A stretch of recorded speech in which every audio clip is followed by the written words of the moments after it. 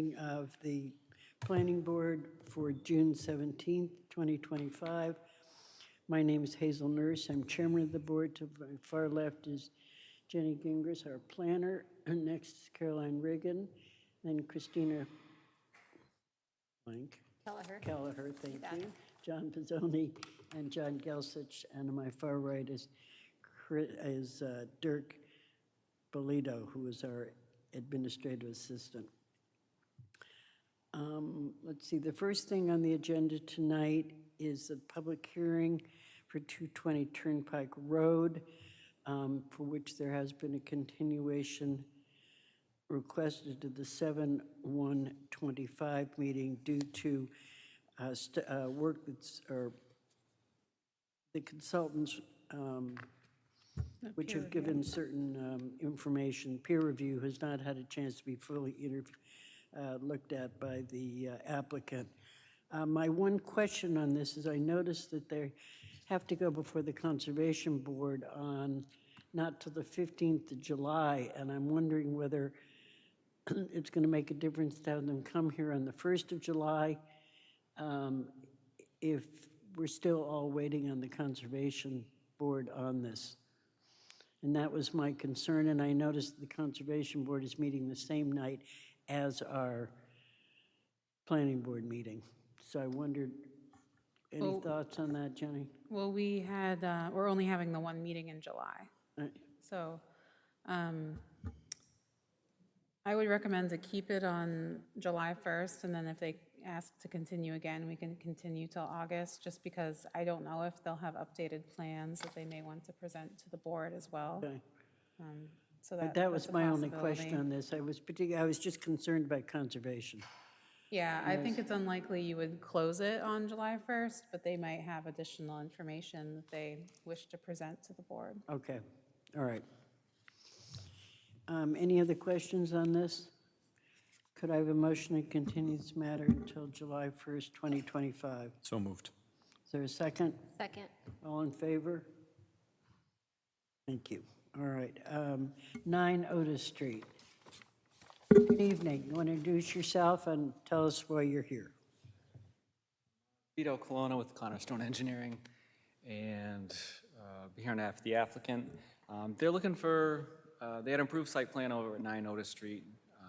It's for Curtis Landscape. Sorry, can you, it's going to be hard to hear you. They're going to ask you to speak. Oh, into there the we go. microphone. There you go, yeah. Yeah, so there's the approved site plan on 9 Otis Street. It was for the new commercial building out in the rear of the site. Oh, here we go. And they were looking to install in front of the building, modify the plans to put a small patio and landscaping area. That was previously shown as parking right up in front of the building along the whole front.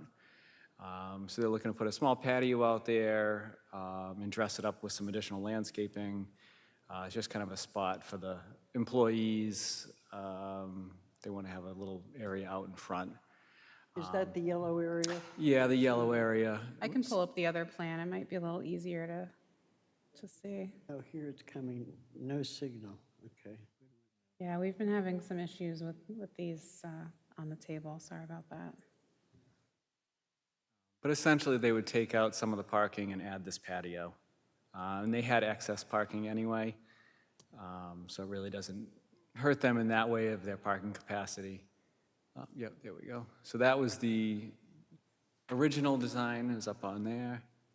Is that where the disabled handicap parking was? They're going to maintain those spots, and it's just to the side of those. Okay, so you're keeping the existing handicap parking Yeah, spot? yeah, the handicap will stay just where it was. Okay. And it's actually going to be where they had the EV spaces designated, so they're going to shift those EV spaces right next to it. So they'll maintain all the same number of them, just shift them off to the side. So yeah, just kind of infilling that one spot with a little patio.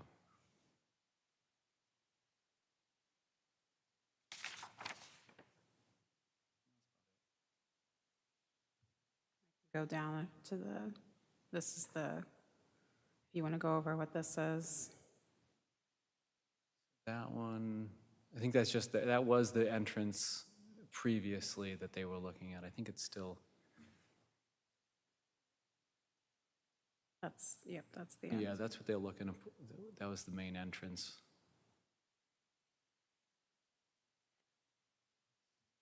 This is not what's the minor modification, or this is a minor modification?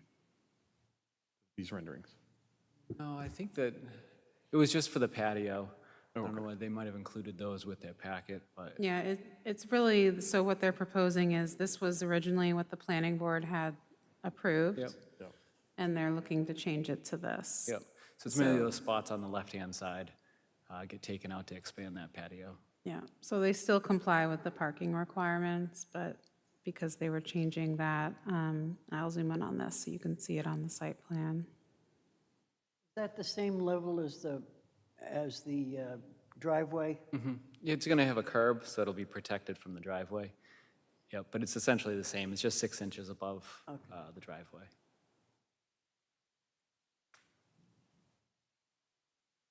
Is that for like employees to just hang out? Yep. Yep, and they're going to leave the hydrant essentially where it was. That was one comment in the letter was fire wanted access to the hydrant, and we had left a little hatched area right in front of it so there wouldn't be anyone parking at least to right in front of the hydrant, so you keep access to it.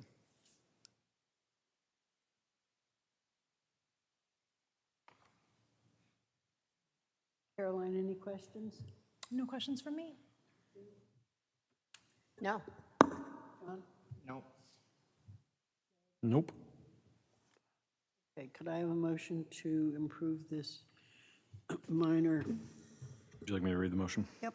I move that the planning board approve the minor modification to the site plan approval dated April 5th, 2022 for the property located at 9 Otis Street with the following conditions.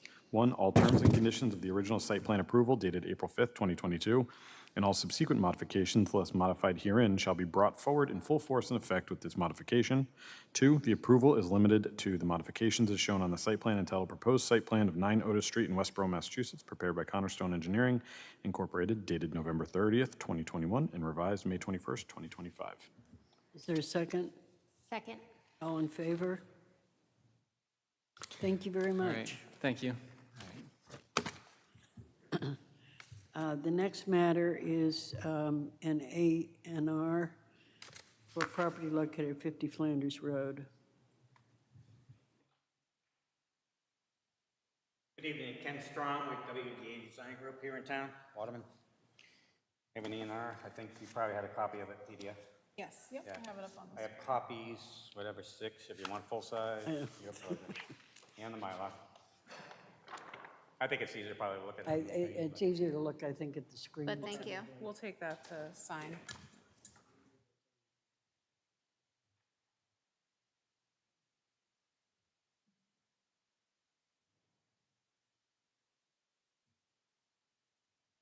Any questions? Yeah, you want to run through it? Yeah, so this is 48 through 54 Flanders Road. It's the Rich, John, the father John, and the son Jacob. Jacob currently lives in what is pretty much Lot 1, but shown as phantom lines. He has a two-family or a duplex, yes, right in that area. What we're doing is modifying those lines to bring it in compliance with that two-family zoning requirement for lot width. I think it was only short, like 10 feet or something, if I recall. Basically, a difference between that hidden line you see, yeah, and what we bumped it over. Yeah, well, the one that goes perpendicular is straight. We just had to shunt things over. And number 50, that's the existing farmhouse. That's going to be raised. That's gonzo. And eventually, all that parcel A, the left-hand side there, is going to become a definitive. So there'll be a roadway, more of a driveway, but there'll be a roadway spec going up the hill to service, I think 3 lots. Did we approve this last year? Preliminary. Yeah, the Wasn't a board had definitive. gone through a preliminary subdivision approval, but it has since expired. Was there any discussion, I know, as far, now that house, I can tell you, is a very historical house. That house is very Historical? historical Yeah, I don't house. doubt it, yeah. And it's, actually has a an original beehive oven in it.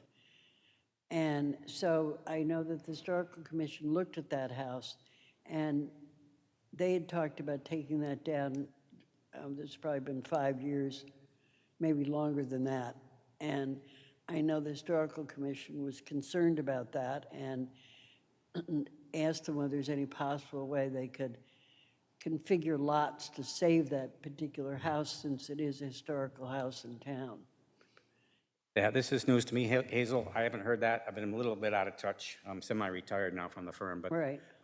Josiah lives in that house. That's John's other son. So there's Jacob and Josiah. Yeah, I know that. Josiah's kind of the guy you probably met with him. Yeah, no, and I'm well aware of what's been going on. I mean. Yeah, but you as know, far as the beehive oven and the historic status, Well, they will have to go to the Historical Commission to get a demolition permit.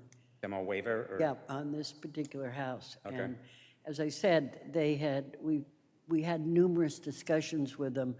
I think maybe this was even before I was on the board.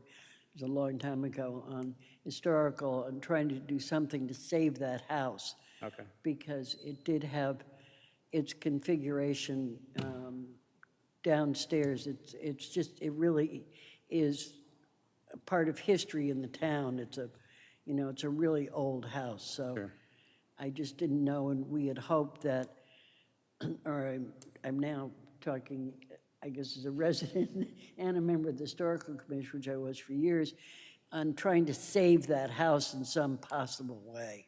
Okay. So I believe, well, Josiah had relayed to me that it went to the Historical Commission and they put a demolition delay on it, but that time has since That's passed. delayed, but at the same time, since, even though that's delayed, since they are now, it's a whole new project at this point, I would think they would have to go back to the Historical Commission, since they've changed the plans and the configuration of the lots, as to whether that original. Is that how it works? Not that I want to get into historical commission Right. Yeah, responsibilities or no, jurisdiction, but that if it's, wouldn't be, That's I mean, up to I'm the not, I building haven't read department, their. I realize. Yeah, I haven't read their regulations, but typically how it works is it's just in regards to the demolition of the structure. So if in Westborough, it's anything before 1950, I believe, that would be considered historic and must go through the Historic Commission for approval to That's correct. demolish. Yeah. So once you go through that process, it's not really about the lot orientation, No, it's I about the understand that, structure. but as I said, since they've changed the plans, because there were plans originally right, but that would have saved that house. I think what Jenny's saying is, Yeah. the demo delay is just about the demolition of the house, not the project resulting from the demolition of No, the house. that's true. So because they're changing the project, I don't think affects the demo delay. That was my question. Right. Yeah, I don't think As- that's, Since it was so long ago. yeah. This has been kicking around for like 10 years. Yeah, I And know, that's what never, I'm I mean, I saying. started working on this in 2016. Yeah, And never, to my knowledge, Hazel, was it ever going to be saved. right, well, as I said. It was always going to be, Yeah, but, as far as what Cy did with, right. I just didn't know whether, because it's been so long, as to Yeah, whether, maybe the demo delay expired. I whether don't know demo about that. delay expired. That was. Okay, all That's right. my basic question on that, which Yeah. has nothing to do with the A&R, but I still think it's something that, as far as the building department goes. Sure, something that understood. should be Yep, pointed out. no problem. I can look into whether it expired. My understanding is that it would not, but Yeah. I will look into it. It's just waiting for that time period to pass before they could demolish it. And that time period is typically so that things can be looked at for preservation, or photographs can Right. be taken, things Yeah, like that. no, exactly, and as I said, but there should be, I would have thought, some sort of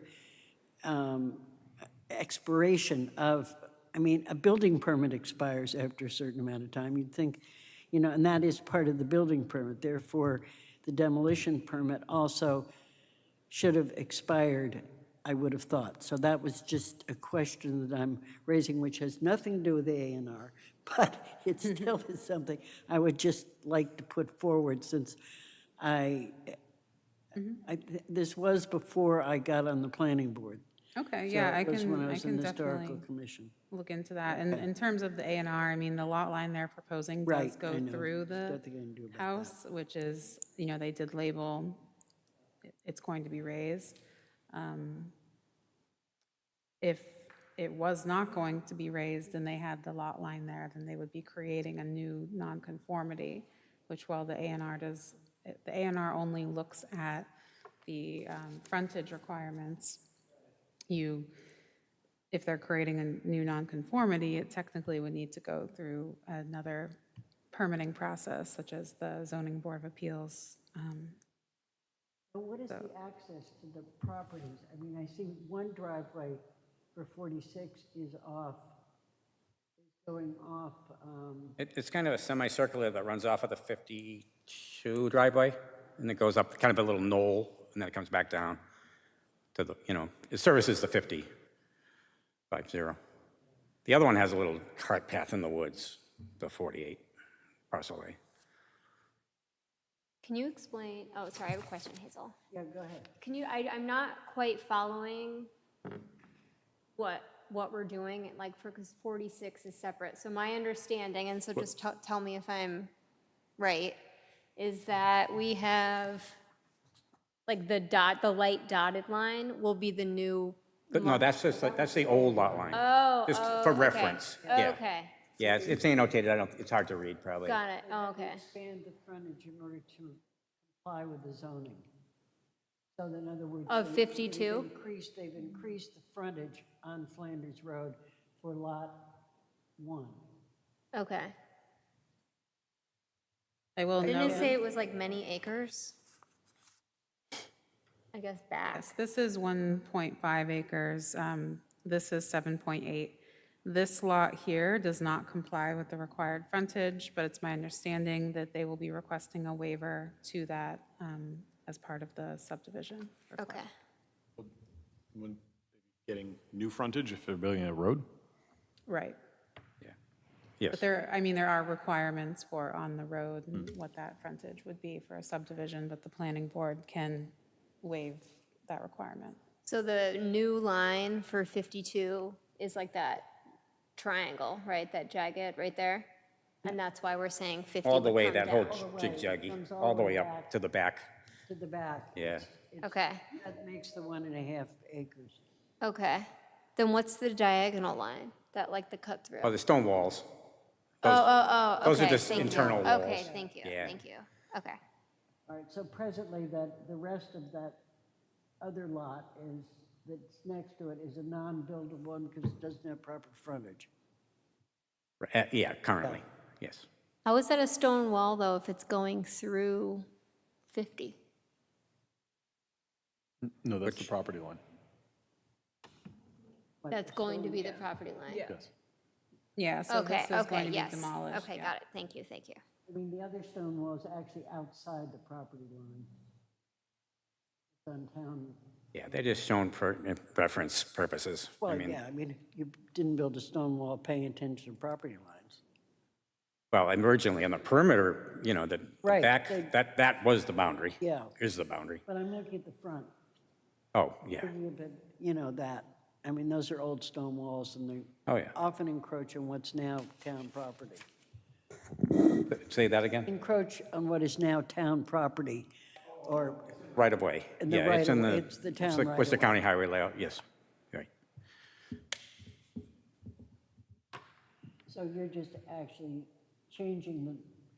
changing the lot lines on Lot 1. That's all you're doing. Essentially, yes. Yep, and showing the remainder. Just, yeah. Any other questions? What's the required frontage? Yeah, 300, what's the required frontage? 300 and something? 200 feet. 200? And, Wait, 200 feet. 200 feet. all right, so you have 422 feet. Why are you, is that just to get the lot area? Because why is that jagged triangle going Right. through 50? Why is that necessary? I assumed it was because you needed the frontage, but if it's not, why are you making that wonky shaped lot?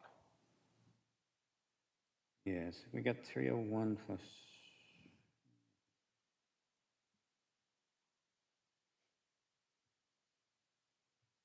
know it required, I think it was it 240 for the two-family? It's a two-family, I think that's the problem. Well, it's saying it's One got versus 422 feet. Yeah, I know there sorry, was a for a lot- two-family, it's 250, I believe, for the frontage requirement. Multifamily. But that's still Still, yeah. under, Yeah, right? they're still way over. Not that it matters, I mean, it's an A and R, so you can, it's conforming to whatever the standards are, but I'm just curious as to why that triangle shape is there in the first place, if you don't need all that frontage. It also looks like the driveway, perhaps, to accommodate that driveway. Yeah, but there's still like another, Right. there's still another 50 to 100 feet. Yeah, I mean, actually, that driveway only serves number 50. 52, you get in and out of Oh, right sure. from Flanders Road. So, you know, you really don't need that particular driveway. So,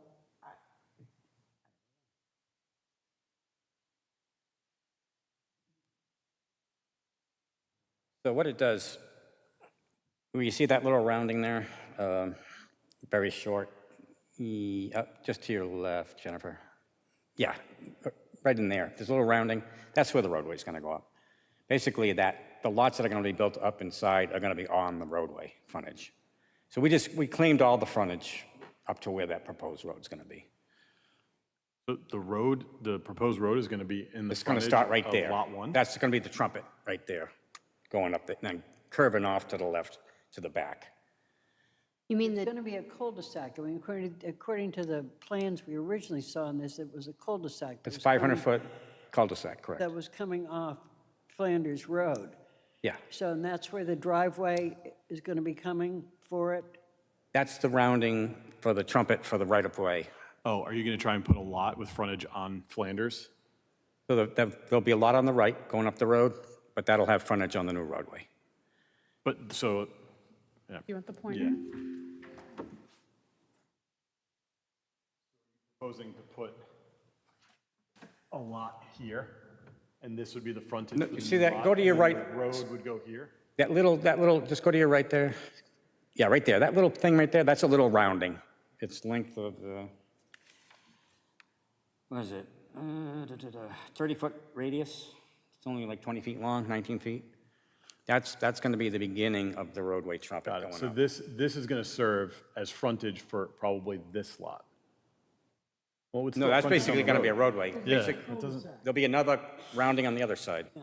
yeah, 50 I foot. guess I'm, So they're yeah, not I doing don't, the frontage on Flanders Road, the frontage would be on the new road. cul-de-sac.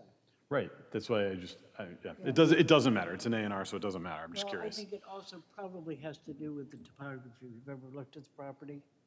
No, I don't think the frontage, I don't No, think but I'm this being thinking part as of far as the lot parcel road 1, goes, As how, where they could put the road had to do with the that's not my frontage. question, though. My question is, why is this triangle right. part of this lot instead of just this lot?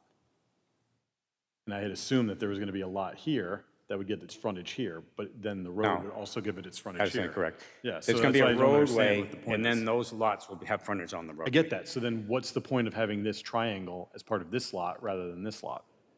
I think it would have left that deficient if the lot on the right wouldn't have enough frontage on Flanders. It's 300 to here. We need the 250. Yeah, you need 250 and But you it's, have, it's 300 to here, so you already, like, you could cut it here and you'd still have 300, you'd still have 50 more feet to play with. We need the 250 plus we'd need the 200. We'd need 450. Why is that? So right now it's 301 plus 102, was it 403-ish or something like that? 73 plus 102.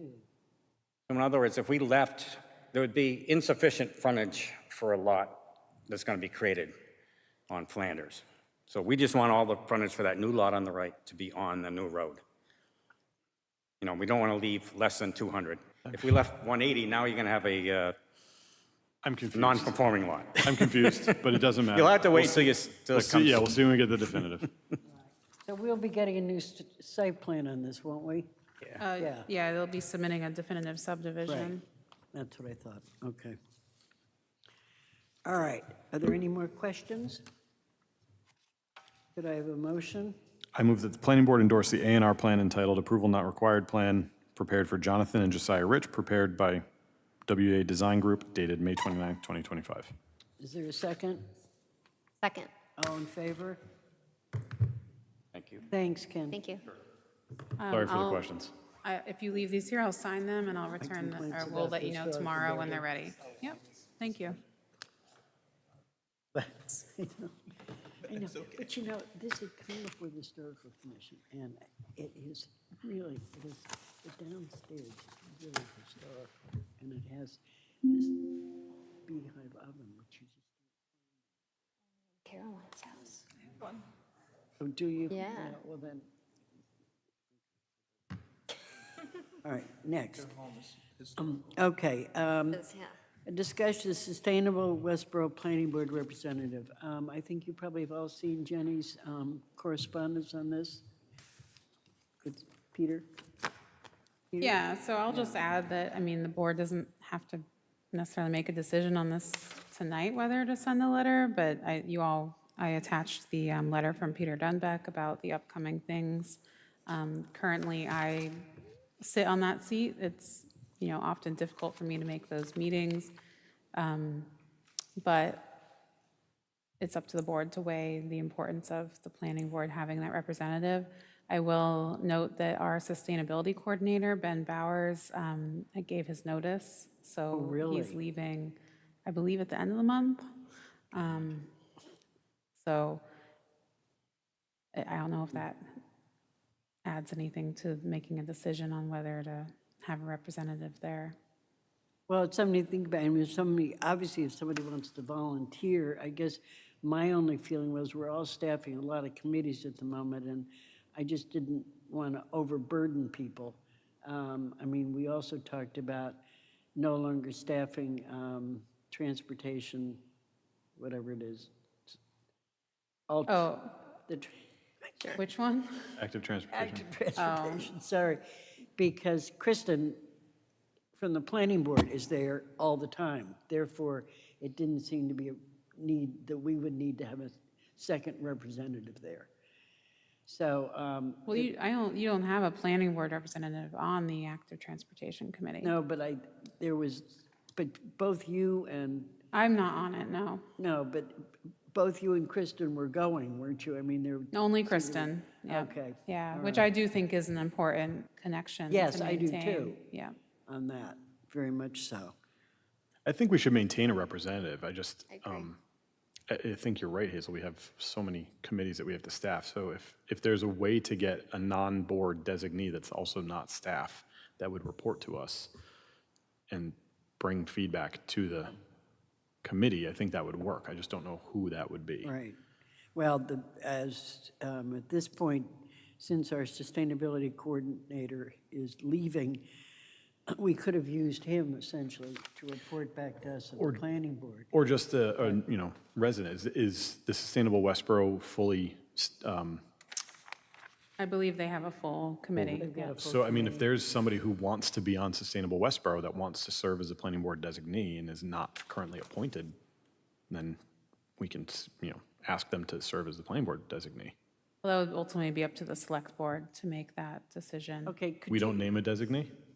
They would need to change the charter of Sustainable Westborough. So right now, it's in their charter, Sustainable Westborough, that they have a planning board representative. Right, but how is that on the defined? planning board. I was going to say, But you are a representative and you weren't on the planning board. So how is it That's defined?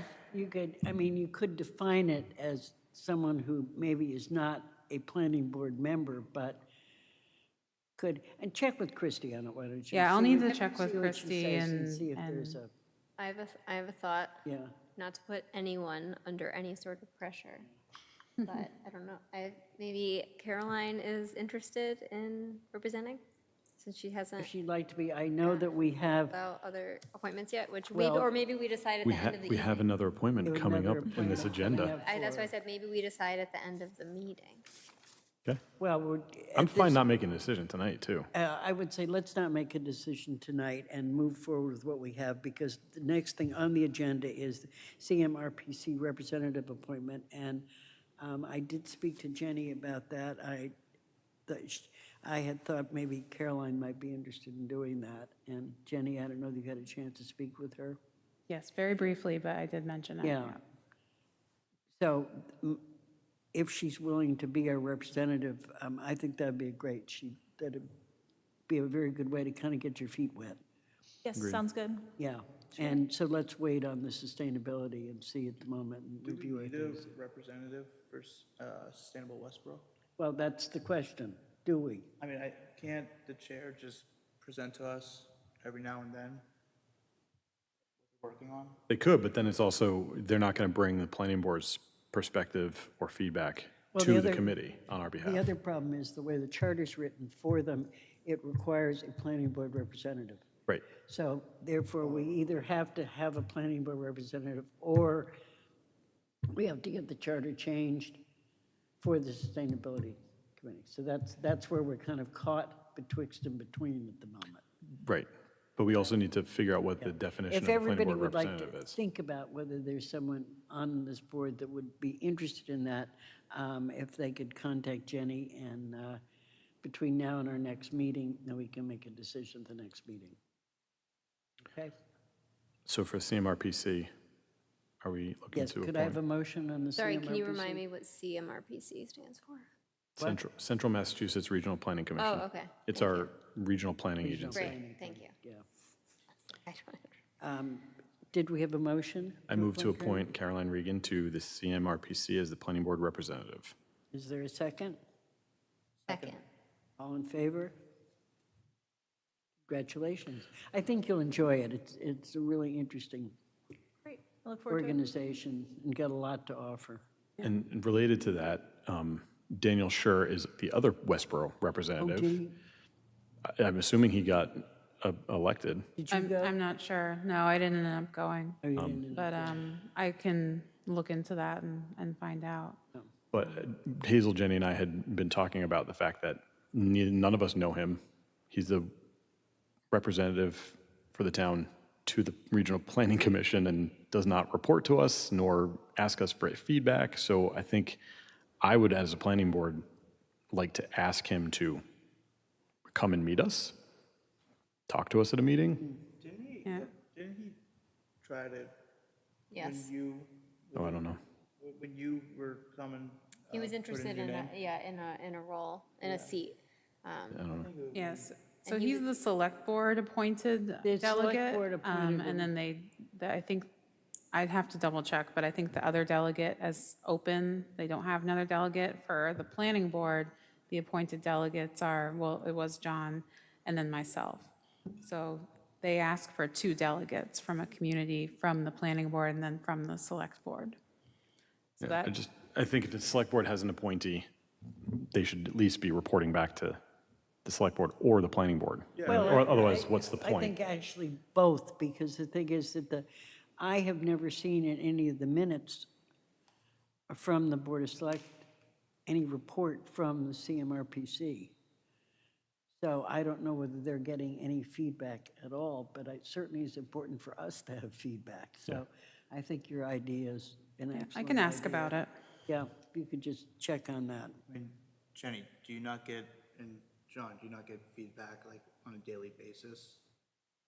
I mean, I don't know, how is it involved in your day-to-day? For what? What? Just as, what is it, what's the abbreviation? CMRPC. Yeah. Like, you deal with them on like a day-to-day basis, or?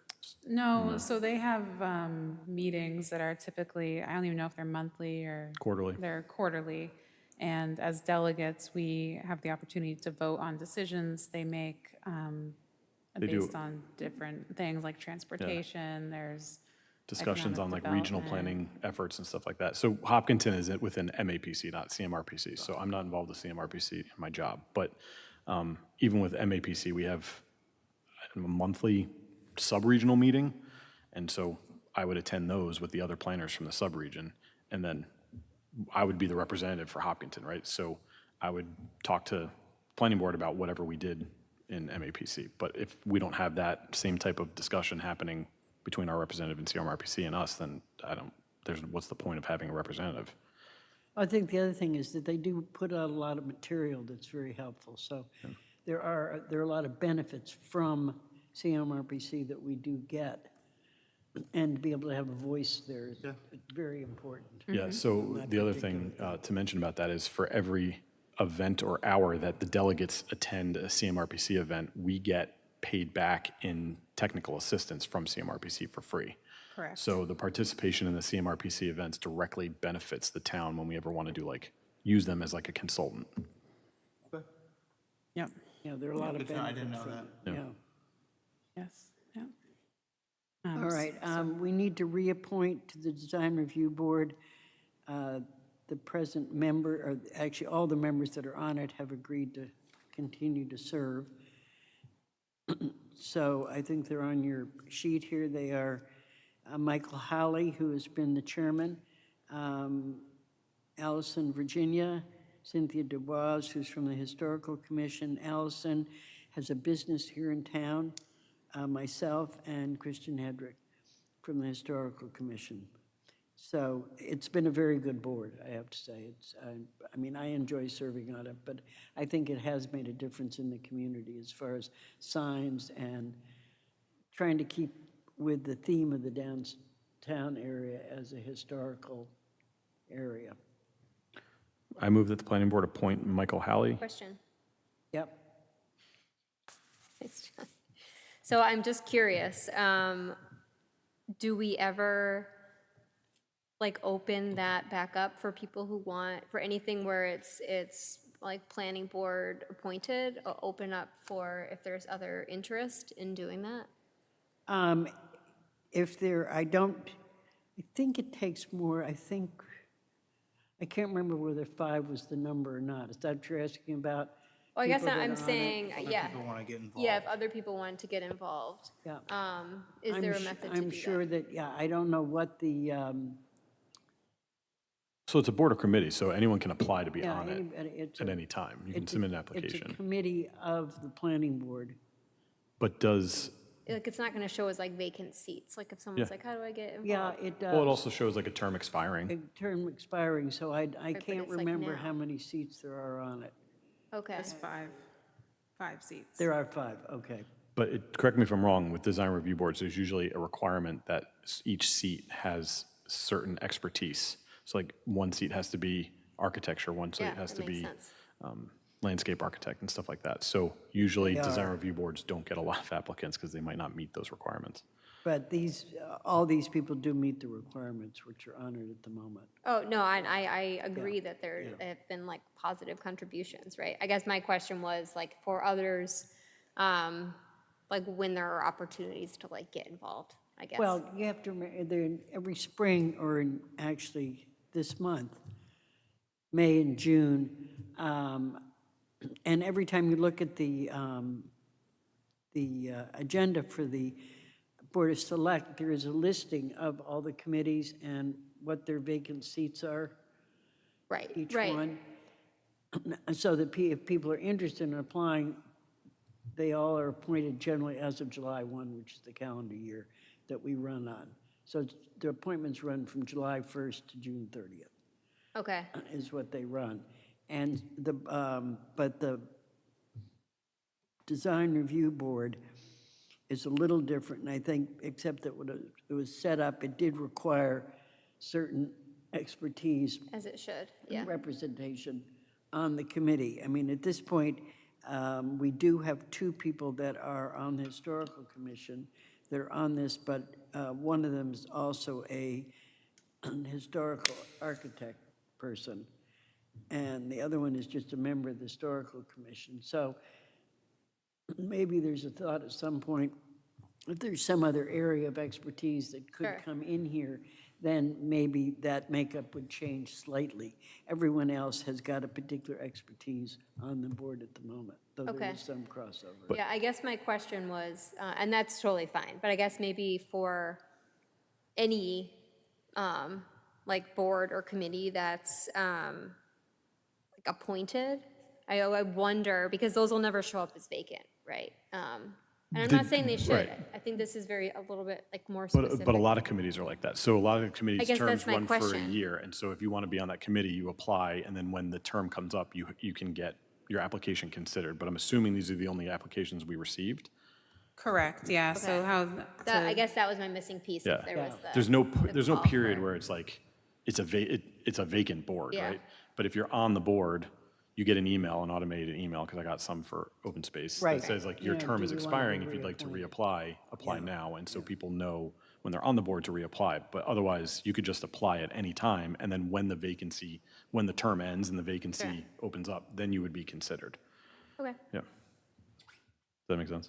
it makes sense, yes. Yeah, I guess I'm just trying to think of like, how do we get more people involved? And I just don't know how Well, the broadly small that's known. boards like this, yeah, it's much Yeah. harder than when you get in a larger committee. Sure, no, that It's makes always sense. been a problem. I mean, this is a 5-member, and actually, I wouldn't want to see it increased in size Sure, very much Yeah. because there are enough things that have to be looked at. And 5 seems to be a fairly good number. Once you begin to get above that, then you begin to have more, I find it's not as healthy a group sure, sometimes. yeah. And I guess here we're talking specifically about the design review board. I just meant generally, when it's No. time to If somebody's consider- interested, they can apply at any time, and then when the time I don't comes know to, if that's known, but probably yeah, isn't, Well, as but I said, the Board of Select, every time there's that list on the sure. but those are just vacancies. Those are current vacancies. So I think what that's Chris what is I saying mean. is like, boards that are full Yeah, and, It says it on the website, though. Like if terms expiring soon for a right, seat. but I think to it Chris's doesn't point, say- people might not know that. They might say see that that you it's a can full board and apply, not know they yeah. can just apply and then be Yeah. considered next I time. mean, I know that I had previously looked, like, oh, what's vacant, what can, before being on any sort of board or committee. Yeah. And it's like not obvious, so. So tell everybody, say, hey, if you're interested, apply, and when it term ends, right. you'll be considered. Good for today, though. All right, I think there was a motion, a second. I but didn't we've finish not it. voted. I didn't finish the motion. Oh, you didn't finish No, I just got through the first name of the first person. We didn't ask if there were any questions. That's true. It's my fault. Try again. I move that we appoint Michael Halley, Allison Virginia, Cynthia Dubois, Hazel Nurse, and Christian Hedrick to the Design Review Board. Second. All in favor?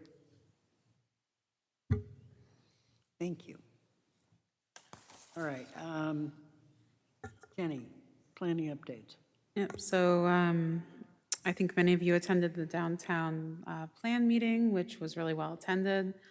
We had 132 people, so thank you to my planning staff for really pushing it out and making sure those signs got out there. Can I share an anecdote that I shared with you, Jenny? Yes. So there was someone, Caroline and I were at the same table, and there was a woman who sat down, and she was adamantly against anything that she knew about the downtown plan. And we chatted with her, and then as the presentation was happening, she was like motioning to us, like, oh, I get, like, that makes sense. And then by the end, she like really liked the design. And so I just think that like that speaks to, it was like a really good presentation. I think a lot of the history was really helpful to talk about the history of the Rotary. But yeah, I thought it was really, really well received. Great, thank you, yeah. So we will be sending out an email tomorrow to all of the attendees with a copy of the presentation and any associated materials, and then just a link to the recording. And I'll also put it on our social media page. And we do have a list of people that like to keep updated with planning, so I'll send it out to them as well. Because, you know, your point, it sounds really scary, and people come in thinking one thing, but then at the end, when you listen to the data and the information and the actual process, maybe that can help alleviate some of those concerns. So we also, for the public, on our website, you can still go and add comments. That's going to be open for at least a year until maybe the next phase, and then we'll keep that open because we do want to hear any concerns or recommendations, any comments you can send, and we'll get it. We have received quite a few so far, which are really good. What's the plan for the next meeting? So it will most likely be in the fall. The next meeting, we're going to compile all of the comments that we heard at the meeting and assemble a sort of matrix where people can see their comments. We have to consolidate a lot of them because there were very similar comments, and provide a response, like it's feasible, it's not feasible, we incorporated it, things like that, just to make sure that everyone knows they are being heard. But, some things aren't always feasible in the recommendations, or they might be a great idea and we incorporated it. So that will be the next step that we're working on in the next month or so, and that will go out again to the public. But we'll have a second public meeting in the fall to go over the design in more detail. Anything else? I'll just mention that we are still working on the zoning for downtown, so I need to set up another zoning working group meeting, and then we'll probably be presenting to the board in, I'd assume, early August, at our early August meeting, to get that started early so we can really hammer out the details. All right. Any reports from board members on town committees and CMRPC? Design Review has not had a meeting since I was last here. I think it's happened, the Community Preservation Committee had a public meeting. I did work with staff to get that posted on social media. I think we need to, the theme was like that, from anyone who was here, was that like more people should be here. This is, I you know. gather it was fairly lightly attended. Yes, yes. So we talked a little bit during the meeting about how we can have better public outreach and more visibility. I think part of it too is when sharing some of those flyers, just really simplifying and making it a little bit more obvious, like what it is and how people can get involved. So we have some good takeaways that we'll go through at the next meeting.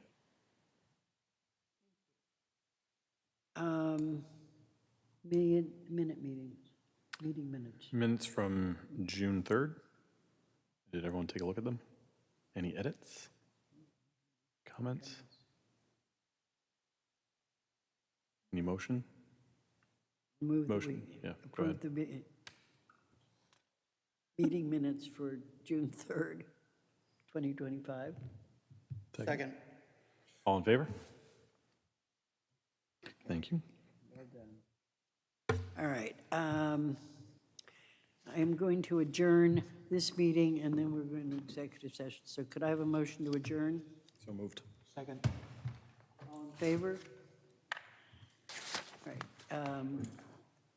I move that we go into an executive session under MGL Chapter 30A, Section 2A3, to discuss strategy with respect to litigation, Ray 6 Humphrey Street Realty Trust and John Nichols, trustee versus Mark Silverberg, Christina Kelleher, John Gelsich, John Bizzoni, Hazel Nurse, members of the Westborough Planning Board, Boston, Suffolk County Land Court, case docket number 25, miscellaneous 000185. If the chair declares that this would be an open meeting, it could have a detrimental effect on the town's litigating position. So we will adjourn to executive session. Thank you, Westborough TV. And will not be returning. And we will not be returning to this room. Thank you.